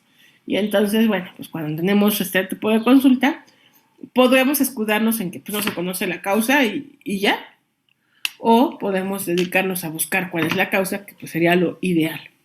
¿Sale? Entonces, si hablamos de defectos al nacimiento, vamos a ver que todas las mujeres que se embarazan, todas, por más sanas que nos veamos, vamos a tener riesgo de recurrencia. ¿Sale? Si hablamos de defectos congénitos mayores, ¿sale? 1 de cada 33 recién nacidos vivos va a tener algún problema en Estados Unidos. ¿Sale? En México no tenemos todas las estadísticas, por eso aclaro que es en Estados Unidos. Lo que sí compartimos con ellos en cuanto a población es que de todas las malformaciones congénitas, por mucho, las más frecuentes son las cardíacas. En nuestra población parece ser que es más que nada por la diabetes materna, ¿sale? Que es un factor de riesgo importante para la aparición de cardiopatías. Y el segundo grupo serían los defectos de tubo neural o las hendiduras faciales, es decir, labio hendido con o sin paladar hendido, por eso ALH con PH. ¿Sale? Esto sí lo compartimos tal cual con Estados Unidos. De los factores genéticos, bueno, más bien de los factores de riesgo ambientales, ahí tenemos las características maternas, ¿sale? Aquello que vieron ustedes también hace mucho en embriología como el macroambiente, que si cuánto pesaba la mamá, que cuánto medía la mamá, dónde estaba la mamá, cómo estaba alimentada, si tenía alguna enfermedad, y que, bueno, predisposición como diabetes, hipertensión, hipotiroidismo y demás. Y bueno, eso iba a tener cierto impacto como factor ambiental en la aparición de estas enfermedades y la exposición materna, ¿no? O sea, aquella mujer que iba a estar expuesta a algunos factores como puede ser la radiación o la falta de ácido fólico y que bueno, eso finalmente iba a tener un impacto al microambiente, ¿no? Que es el que tenemos, o macroambiente, que es el que está dentro del útero, ¿sale? Y bueno, aparte de esos factores ambientales, pues iba a estar la interacción en el gen del ambiente, es decir, y ahorita lo vamos a ver en defectos de tubo neural, qué tanto van a interactuar los genes maternos y fetales en estos factores ambientales. ¿Y dónde lo vemos esto? Pues por ejemplo en mujeres con epilepsia que toman algún tipo de anticonvulsivo y bueno, sabemos que algunos anticonvulsivos, ustedes ya los revisaron previamente en embrio, han visto que tenían alguna predisposición a defectos de cierre tubo neural, pero también ya vieron ustedes en Pharma que pues muchos de ellos son antagonistas del ácido fólico y es ahí la interacción que tiene con estos factores de disrupción. Pero bueno, ¿de qué depende que en algunas, aunque estén expuestas, del 100% que esté expuesta, por qué algunas tienen defectos en sus bebés y por qué otras no? Bueno, ahí se involucra lo que era la farmacocinética y la farmacodinámica, que ustedes vieron también en Pharma, en donde se veían todo lo que era el transporte enzimático, la vía metabólica en la que degradábamos, la velocidad con la que degradamos. Puede ser que en algunas sea más lento y esté el feto más expuesto a estos medicamentos y por eso tienen más riesgo de aparición de la enfermedad que otras. Y eso, pues bueno, sigue siendo algo genético, pero no genético del feto como tal, sino de cómo esa mujer que está gestando puede ir relacionándose o interactuando con los factores ambientales. Es ahí la parte compleja, pues, o sea, no nada más es el factor al que estamos expuestos en el ambiente, sino también cómo los genes van a interaccionar con este ambiente, favoreciendo todavía más o potenciando la aparición de la enfermedad con respecto a otros. En esa tabla que es de Thomson and Thompson, pues vamos a las malformaciones más frecuentes. Y bueno, mencionábamos defectos de tubo neural, que son los que están aquí abajo, 2 a 10 de por cada 1000. En México más o menos está así. Decimos que en México tenemos una prevalencia de 4 o 5 por cada 1000, entonces eso implica que uno en cada 250 o uno en cada 200 puede tener un defecto de tubo neural, ¿sale? Y eso puede ser desde la encefalia o espina bífida. Si hablamos de labio y paladar hendido, pues vamos a ver que tiene una incidencia de 0.4 a 1.7. En México es más o menos 1 en 500. Y bueno, vamos a ver esa incidencia. Y si hablamos de cardiopatías, pues sí son comunes, entre 4 y 8 por cada 1000. Y bueno, depende cuál estén estudiando, no va a ser la misma la frecuencia de una comunicación interauricular que una interventricular. Ya habíamos mencionado que pues las interventriculares por mucho son las más comunes. Y esto pues también tiene que ver por la parte embrionaria. Recuerden que el tabique interauricular, pues bueno, pues muchas de las comunicaciones que podemos tener por presencia del foramen oval, pero si hablamos de una interventricular, pues básicamente es por falla en la formación de los cojinetes cardíacos, ¿no? Pocas veces vamos a ver un involucro en la parte del tabique muscular. Entonces, bueno, es ahí la interacción que podemos ver y qué tan frecuentes son. Ahora, si hablamos de defectos de tubo neural, pues aquí sí tenemos que ver la parte embrionaria. Y ustedes recordarán que hay varios tipos o varias teorías en cuanto al cierre del tubo neural. Está la de los 5 puntos y está esta que estamos aquí viendo, que es la del Thomson, que tiene que ver con la teoría del zipper o del cierre, en el cual iniciaba el cierre por ahí de la somita número 8 y de forma bidireccional se iba a cerrar el tubo neural hacia el neuroporo anterior y al neuroporo posterior. Y para el día 25 en promedio, más o menos 2 días, se cerraba el neuroporo anterior, y el posterior de 2 a 3 días después, ¿no? Así marcaban sus libros de embriología, la mayoría, ¿no? Y si persistía abierto el neuroporo anterior, pues íbamos a tener una anencefalia, y si persistía abierto el neuroporo posterior, pues íbamos a tener una espina bífida que podía estar oculta, o, bueno, la mayoría de las veces cuando está el neuroporo posterior abierto, pues generalmente es expuesta o abierta con un mielo o un mielo meningocele. Si hablamos de esto, bueno, pues en particular de la anencefalia y de la espina bífida, 1 o 3 de cada 1000, como habíamos comentado, pueden estar enfermos. En Estados Unidos, en México es de 4, ¿sale? Y pues depende de cuál estemos hablando. Si hablamos de una anencefalia, pues sería la primera causa de muerte en recién nacidos, ovitados, ¿vale? Y bueno, también puede ser entonces, si ya vemos en todos los niños, pues es una causa importante de mortalidad, si hablamos de anencefalia. Pero si hablamos de una espina bífida, pues vamos a ver que es la primera causa de minusvalía en niños que llegan a sobrevivir. ¿Por qué? Pues porque hay muchos que van a quedar con problemas en la marcha, otros van a tener problemas neurológicos, porque recuerden que con la espina bífida, algunos de ellos, básicamente 2 de cada 2/4 partes o 2/3 partes, puede llegar a presentar hidrocefalia. Y bueno, es ahí donde tienen también problemas de discapacidad intelectual. ¿Sale? Recuerden que entonces el cierre de tubo neural tiene que ocurrir antes de la semana 4. Y bueno, cuando hablamos de individuos que tienen enfermos, hermanos enfermos en una familia, pues el riesgo de recurrencia va a ser del 2 al 5% en general. ¿Sale? Este porcentaje se puede modificar a mayor riesgo si vemos ciertas características en la familia. ¿Qué características? Pues las mismas que les había comentado. Muchos afectados, más afectados de un sexo menos prevalente, mayor grado de parentesco y más severidad. O sea, sí es mucho más severo tener anencefalia que una espina bífida. Entonces, si tengo una familia con muchas anencefalias, pues el riesgo va a ser mucho mayor que el 2 al 5% que mencionamos en general. Bueno, ¿y qué sabemos? Pues bueno, si hablamos de anencefalia, es mucho más común en niñas que en varones, ¿sale? Entonces, si yo tengo un niño con anencefalia, el riesgo de recurrencia para esa familia va a ser mayor al 5%. Pero si tengo una niña, el riesgo de recurrencia para anencefalia y para espina bífida va a ser más alto que el resto de familias para los embarazos posteriores. ¿Qué factores de riesgo ambientales han encontrado con defectos de tubo neural? Pues bueno, lo que les mencionaba, algunos anticonvulsivos, en este caso el ácido valproico es el más relacionado, Y bueno, generalmente es más frecuente esto si tenemos una historia familiar con defectos de tubo neural, es decir, dos factores. Una, que la mujer que tenga epilepsia tome ácido valproico, pero además que esa mujer que tiene epilepsia tenga una familia con antecedentes de defectos de tubo neural, ¿sale? Entonces es aquí cuando les damos el riesgo que mencionaba. Todos pueden estar expuestos en útero, pero solamente del 1 al 2% están afectados. Eso implica que el 98 o 99% de las mujeres que tomaron ácido valproico en sus hijos no hubo mayor afectación.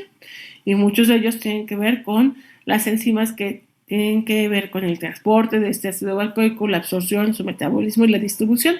Y es ahí donde sacamos el grado de teratogenicidad del medicamento. Ahora, a veces no dan ácido valproico, sino que también pueden dar carba, otros metadiona, que son otros anticonvulsivos también muy ocupados en esta población. Y se ha visto que pues, el riesgo de tener afectados es exactamente igual, siempre y cuando tengamos el antecedente de historia familiar de defectos del tubo neural. Otro factor importante, y que de hecho, pues bueno, ese sí tienen que dominarlo porque es parte de la medicina preventiva que usamos para los defectos del nacimiento, es la relación de defectos de tubo neural con la ingesta de ácido fólico. Se ha visto, ustedes ahí se van a tener que echar un clavado, porque creo que no la puse. No la puse. Van a tener que echar un clavado en cuanto a la vía metabólica del ácido fólico. El ácido fólico se tiene que convertir en varios metabolitos intermedios, pero básicamente sirve para producir y disminuir los niveles de homocisteína y para producir metionina. Si ustedes recuerdan para qué era la metionina, pues la metionina es ese aminoácido esencial, pues resulta que todas las proteínas que tenemos en nuestro cuerpo comienzan con metionina. Y esto pues porque también ya vimos en algún momento que la metionina era codificada por el triplete AUG, que es el codón de inicio. Entonces, ¿qué hemos encontrado? Si tenemos bajos niveles de ácido fólico, incrementa la homocisteína y también disminuye la metionina. ¿Y cuál es el problema? Pues entonces las proteínas que se tienen que producir están afectadas. Ahora, ese problema es doble. Además de que tengo baja metionina, el exceso de homocisteína produce daño vascular, daño endotelial. Entonces también tienen mayor predisposición a tener problemas de perfusión durante el desarrollo embrionario. Ahora, todavía si tenemos, no nada más nos falta ácido fólico, sino tenemos también además una variante genética en una enzima que se encarga de metilar este ácido fólico, que es la metilente-teidofolato reductasa, aquí están sus siglas, metilente-teidofolato reductasa, ya se quieren poner el nombre completo, sería la 5,10 metilente-teidofolato reductasa. Resulta que en algunas mujeres, al tener alguna variante genética en esta enzima, hace que la enzima sea menos estable. Y entonces la formación de tetraidofolatos para metilar la homocisteína y convertirla en metionina va a estar más lenta. Y eso hace que también tengan algunas predisposiciones a estas enfermedades o defectos al nacimiento por este bloqueo enzimático. Nosotros, en México existen varios estudios. Nosotros en el GEA hemos hecho varios estudios de esta enzima, sobre todo para defectos de labio paladar hendido. Insisto, aquí aunque vemos defectos craneofaciales, defectos de tubo neural casi no vemos, y bueno, lo que hemos revisado son el labio paladar hendido. La verdad es que es algo muy interesante. Mi servicio social en investigación fue precisamente en el estudio de esto. Ya no les digo en qué año fue, porque bueno, en ese entonces empezaba a verse más el involucro del ácido fólico aquí en México, pero bueno, hemos encontrado que nuestra población, además de que no toma ácido fólico, tenemos esa variante genética importante y por eso el labio paladar hendido es más común en nosotros. Ahora, además de que algunas pueden tener esas modificaciones en la 5-metilente-teidofolato reductasa, puede ser que también tengamos algunos polimorfismos génicos en otras enzimas que están dentro de esta vía metabólica. Por eso les digo que se echen un clavado en revisarla. Entre ellas pues, están los receptores, algunos son los transportadores del folato y otras tienen que ver con algunas enzimas intermedias. Y eso hace que nosotros tengamos una población, en el caso de los mexicanos, que responde con menos facilidad a la suplementación de ácido fólico. Y esto lo comento porque, bueno, además de que no tomamos ácido fólico, pues si no lo suplementamos de manera adecuada, no vamos a disminuir esta aparición de enfermedades. Pero además, pues hay familias en que, aunque suplemente, el riesgo lo van a seguir teniendo por esta carga genética. Ahora, ¿qué Doctora, polimorfismo? tengo una Vale, pregunta. dime. Tengo una pregunta. Y entonces, o sea, ¿cómo podrían darse cuenta las mamás que no son o sea, sensibles o para tomar el ácido fólico que vaya a funcionar? Este, buena pregunta. Bueno, podemos hacer estudios genéticos, podemos hacer polimorfismos, y es que a lo que iba. Podemos tener la enzima que mayor frecuencia tiene ese polimorfismo y que es la afectada en nuestra población, es la metilenteridofolato. Y el polimorfismo es únicamente un cambio de base, una citosina, por una timina, en la posición 677. ¿Sale? Y entonces, pues, lo que podemos hacer es secuenciar esa parte del gen y buscar este polimorfismo. Al encontrar este polimorfismo, lo que vamos a hacer con estas mujeres es darles más cantidad de ácido fólico. ¿Sale? Entonces, de hecho, parte de una tarea que van a tener es revisar la guía de práctica clínica, que acuérdense que es en lo que nos basamos en la atención, en donde menciona que la suplementación primaria, para prevención primaria, es decir, familias en donde no tenemos antecedentes de defectos de tubo neural o de alguna malformación congénita, son mujeres que tienen que tomar 400 microgramos. Si yo tengo ya el estudio molecular en esta mujer y tiene este polimorfismo, ya no le voy a dar 400 microgramos, me voy a ir a una dosis de 5 miligramos. ¿Para qué? Para que esa enzima, que es poco sensible, tiene una actividad disminuida, pues la poquita que tenga se sature y tenga mayor posibilidad de tomar el ácido fólico, de disminuir el riesgo de defectos al nacimiento. Y van a decir, bueno, ¿a poco le vamos a hacer el estudio a todas las mujeres que se quieren embarazar? Pues lo ideal sería hacerlo. No es un estudio barato, pero tampoco crean que es impagable. O sea, un estudio de estos en un hospital como Médica Sur, que ya lo tiene así bien establecido, no tienen que sacar cita, o sea, es como ir al Chopo a tomarse una biometría. Está el estudio como en 1,500, cuando mucho 2,000 pesos. ¿Sale? Sé que es caro, pero tampoco es impagable. A veces nos podemos gastar más en otras cosas. Y de todas maneras, aunque esté caro, créanme ustedes que es mucho más caro mantener un niño con un labio hendido o la rehabilitación de un niño con defecto de tubo neural que hacerse ese estudio. Ese estudio lo tenemos ya bien establecido porque, recuerden que les comentaba que esto involucra niveles altos de homocisteína. La homocisteína elevada, mencionaba que produce daño endotelial, también se ha visto que es un factor de riesgo para tener eventos de trombosis. Sale trombosis venosa. Esa no viene en su temario, pero créanme ustedes que es muy frecuente. Entonces, esa trombosis venosa hay que considerarla porque, bueno, si es en las piernas, pues bueno, causa muchos defectos, muchos problemas, eso se los digo por experiencia, pero si se te trombosa el seno sagital o se trombosa algo cerebral, pues la secuela va a ser mucho peor, ¿no?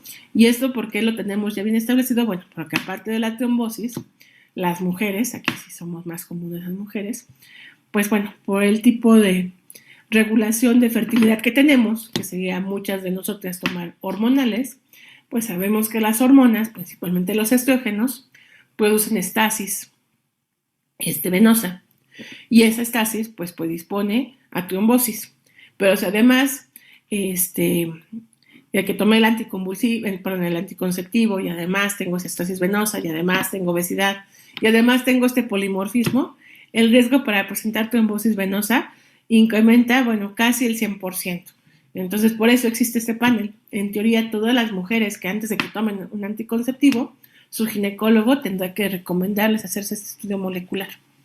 Y entonces matamos 2 pájaros de un tiro, porque aparte de que sé si le doy hormonales orales o no, para controlar la fertilidad, cuando ella quiera ser mamá, si ya sé que tiene este polimorfismo, le voy a dar una dosis mayor de ácido fólico. Entonces, no sé, fue todo un rollo, Sabiel, pero bueno, finalmente va con respuesta a tu pregunta. ¿Cómo puedo saberlo? Pues hay de 2 sopas. Una, me espero a que tenga un niño con algún defecto de nacimiento para decir, seguramente tiene ese polimorfismo, pero pues ya no hice la prevención primaria, o convenzo a todas las mujeres que se van a embarazar que se haga este estudio, ¿sale? Entonces, bueno, no sé si contesté tu pregunta o los Sí, doctora, antecedentes. gracias. ¿Sí? No, sí, Bueno, sí, sí. Entonces, hay que hacerlo, ¿sale? ¿Y qué es lo que hemos encontrado? Por ejemplo, en mujeres que son homocigotas TT para este polimorfismo, resulta que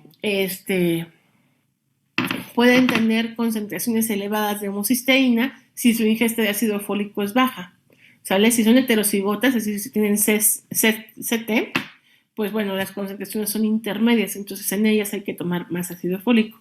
Si detecta una familia que tiene dentro de este gen ser homocigota CC, que sería el silvestre o el normal, pues le puedo dejar sus 400 microgramos al día, ¿vale? Entonces, esto es, bueno, ya bien estudiado, aunque esta referencia no es muy nueva, insisto, hay varios estudios en cuanto a estos polimorfismos.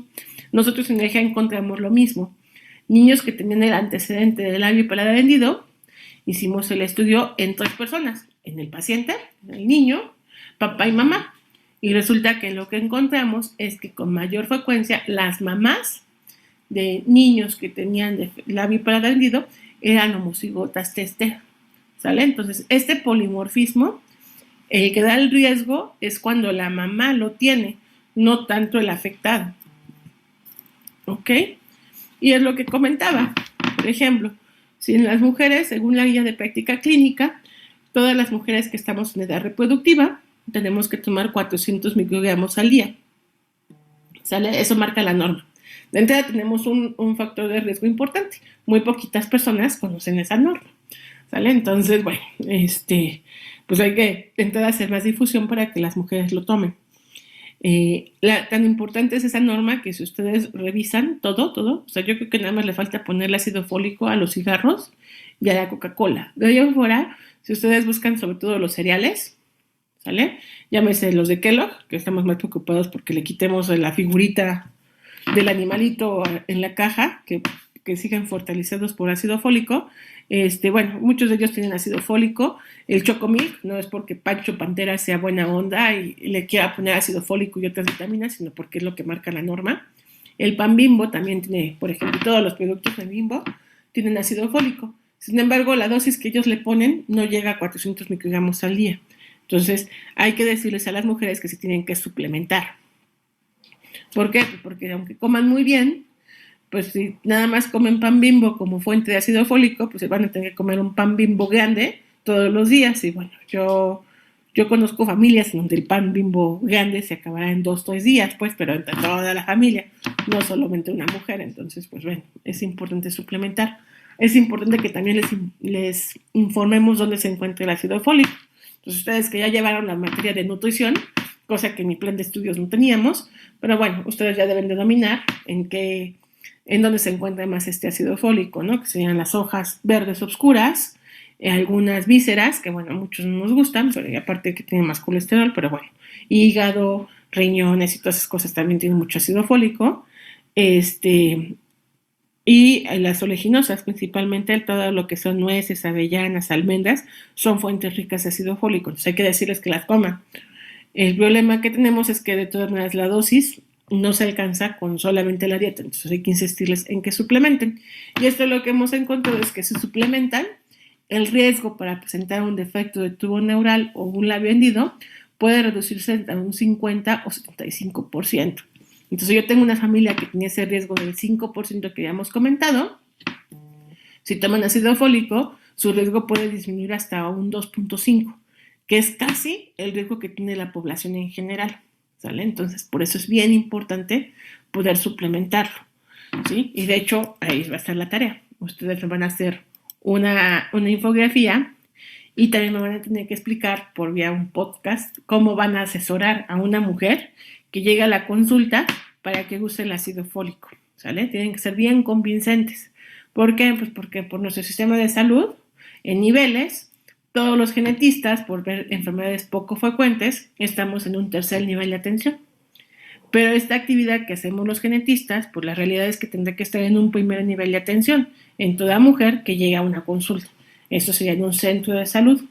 Como yo como genetista no lo puedo estar haciendo por nuestra dinámica del sector salud, pues ustedes como médicos generales que están en formación son los que van a estar ahí. Entonces son los que nos van a ayudar en esta prevención primaria. Y es algo que de lo que más me gusta de la genética, porque en todas las enfermedades y en todas las especialidades tratamos enfermedades, pero en la genética podemos tratar de prevenir la misma enfermedad, que se supone es la actividad primaria que tenemos como gente que cuida la salud. ¿Sale? Y ahí lo voy a dejar, porque todavía falta el labio hendido y otras enfermedades. Tenemos que ver el labio hendido. El labio hendido también es muy importante porque viene lo del tabaquismo. Recuerden que anteriormente los que más fumaban eran los varones, pero pues ahora resulta que las mujeres fumamos más que los varones. Y vamos a ver, ¿qué más les puse? Hipertensión. Entonces falta la diabetes. Y bueno, ahí ya no les puse lo de la trombosis porque ya se los quitaron del temario, pero si tienen oportunidad, léanlo. La verdad es que este tipo de padecimientos pues son los más comunes y son los que vamos a tratar pues en todas las especialidades que ustedes estén. Entonces, vale la pena conocer esos factores de riesgo. Por eso, cuando ustedes ven en las demás asignaturas, cuando ven en cardio, les dicen, los factores de riesgo para hipertensión son obesidad, tal, sal y demás. Para que ustedes, bueno, vean entonces factores de riesgo, cuáles pueden modificar y de estos riesgos de recurrencia, ¿sale? Entonces sería muy, muy importante que ustedes lo revisaran, ¿sí? ¿Dudas o preguntas con respecto a esto? ¿Ninguno? Ya los dejé todos mareados con toda la información. Doctora, dime. ¿Qué consecuencias habría en la mujer si no tiene ese era polimorfismo, creo? Ajá. Pero en lugar de darle la dosis establecida por la GPC, la mujer decide consumir ácido fólico. Además, ¿qué consecuencias traería en ella y en su bebé? Bueno, el ácido fólico en exceso hasta el momento no se ha demostrado toxicidad, porque el ácido fólico es una vitamina hidrosoluble. Entonces, si nosotros llegamos a tomar en exceso, generalmente se empieza a desechar por la orina. Entonces, no se ha visto intoxicación por ácido fólico, ¿sale? Entonces, no hay mayor riesgo. De hecho, por ejemplo, la norma oficial mexicana dice que toda mujer en edad reproductiva hay que tomarlo y esté pensando en embarazarse o no, ¿sale? Aunque tenga un control de su fertilidad o no. Si ya se embaraza, bueno, pues entonces no pasa nada, suspende el método de control de fertilidad, que seguramente no estará siendo muy adecuado, y bueno, sigue tomándolo cuando menos los primeros 6 meses de embarazo. Lo ideal es que sea toda la gestación, ¿sale? Entonces así se le da. De hecho, hay algunos artículos que dicen que este ácido fólico no nada más lo tenemos que tomar las mujeres, sino que también lo tendrán que tomar los varones, ¿sale? ¿Cuándo lo deben tomar ellos? Pues cuando estén planeando junto con su pareja ser papás. Una vez que logren tomar el ácido fólico y que se logren el embarazo, se suspenden ellos y en ellas continúan, ¿sale? Pero bueno, así consecuencia física por tener exceso de ácido fólico, pues no.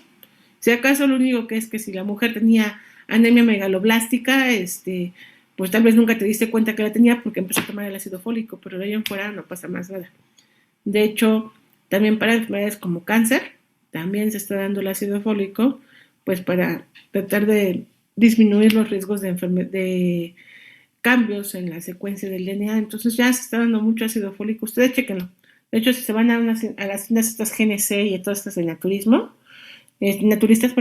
todas tienen el ácido fólico y es bastante barato, ¿sale? Pues está como, por ejemplo, en GNC tenían una promoción, creo que eran 250 pesos por 2 frascos de 180 tabletas.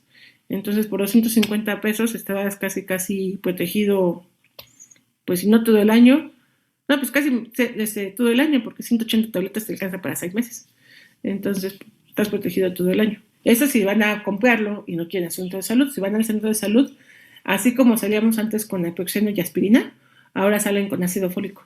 Lo regalan, ¿sale? Entonces, no hay ninguna consecuencia hasta el momento reportada, ¿sale? Okay. Bueno, pues entonces nos vemos la próxima semana. Lo que ya no les pregunté, mañana